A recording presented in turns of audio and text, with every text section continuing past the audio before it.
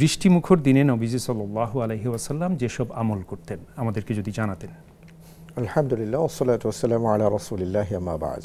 এবং এর মাধ্যমে যেটা প্রমাণিত হয় যে আমরা এমন একটা জীবন বিধান পেয়েছি যেটা আমাদের জীবনের সর্বক্ষেত্রেই কথা বলে।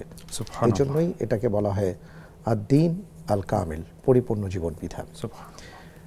তো আমরা দেখতে পাচ্ছি যে বৃষ্টি নিয়ে কোরআন এবং সুন্নায় অনেক ধরনের আলোচনা রয়েছে, যেটা ইতিপূর্বে আপনি বলেছেন।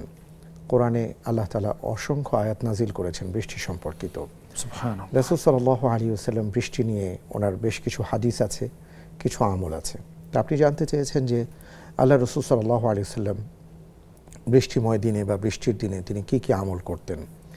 প্রথমত একটা বিষয় আমাদের জেনে থাকা বা জেনে রাখা দরকার, সেটা হলো তৎকালীন সময়ে আরবে খুব একটা বৃষ্টি হতো না। বৃষ্টির জন্য এক ধরনের প্রত্যেকের ভেতরে একটা আকাঙ্ক্ষা, অপেক্ষা থাকতো যে কখন বৃষ্টি হবে। এবং এই বৃষ্টির জন্য আমরা দেখেছি যে রাসূল সাল্লাল্লাহু আলাইহি ওয়াসাল্লামের কাছে দোয়া চাওয়া হয়েছে। একজন সাহাবা রাসূল সাল্লাল্লাহু আলাইহি ওয়াসাল্লামের কাছে দোয়া চেয়েছেন।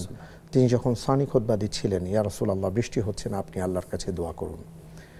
আবার পরের সপ্তাহে তিনি আবার দোয়া চেয়েছেন, বা অন্য একজন সাহাবা সানি খুতবায় দোয়া চেয়েছেন, ইয়া রাসূলুল্লাহ, এত বৃষ্টি হয়েছে, আপনি দোয়া করুন বৃষ্টিটা যেন অন্যদিকে চলে যায়। তো সার্বিকভাবে আমরা যদি খেয়াল করি তাহলে দেখব রাসূল সাল্লাল্লাহু আলাইহি ওয়াসাল্লাম বৃষ্টির দিনে যে আমলগুলো করতেন, প্রথমত যখন আকাশ কালো মেঘ বা মেঘাচ্ছন্ন হতো তখন আল্লাহ সুবহানাহু ওয়া তাআলার কাছে তিনি পানা চাইতেন। কারণ হলো অনেক জাতিকে আল্লাহ তাআলা বৃষ্টি দিয়ে ধ্বংস করেছেন, ভারী বর্ষণ দিয়ে ধ্বংস করেছেন, ঝড় দিয়ে ধ্বংস করেছেন। এবং সেই ঝড়, বিক্ষুব্ধ ঝঞ্ঝা বায়ু, বৃষ্টি, এগুলো আসার আগে আমরা জানি যে মেঘে গর্জন হয় এবং মেঘ ডাকে, মেঘ কালো হয়। তো ইত্যাদি দৃশ্যগুলো দেখলে রাসূল সাল্লাল্লাহু আলাইহি ওয়াসাল্লাম প্রথমে আল্লাহর কাছে পানা চাইতেন এবং ইস্তিগফার করতেন, সাহাবাদেরকে ইস্তিগফারের কথা বলতেন, কারণ এটা যেন আমাদের জন্য গজবের কারণ না হয়। দ্বিতীয় যে ব্যাপারটা সেটা হলো যখন বৃষ্টিটা হতো তখন তিনি আল্লাহর দরবারে শুকরিয়া আদায় করতেন এবং এইভাবে দোয়া করতেন, আল্লাহুম্মা সাইয়্যিবান নাফিআ, হে রব্বুল আলামিন, এই বৃষ্টি আপনি আমাদের জন্য উপকারী করে দেন।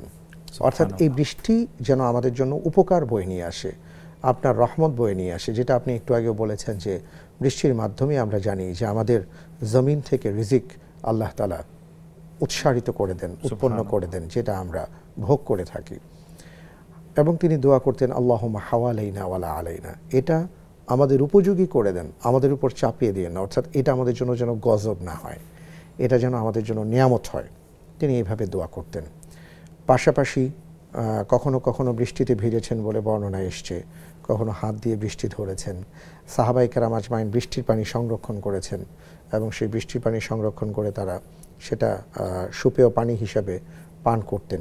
এইভাবে আমরা বিভিন্ন আমলগুলো দেখতে পাই। এবং বৃষ্টির ব্যাপারে যেহেতু আগেই বলেছি, সাহাবায়ে কেরাম রাসূল সাল্লাল্লাহু আলাইহি ওয়াসাল্লাম সহ সেই সমাজে যেহেতু খুব একটা বৃষ্টি হতো না, তারা বৃষ্টির জন্য অপেক্ষা করতেন।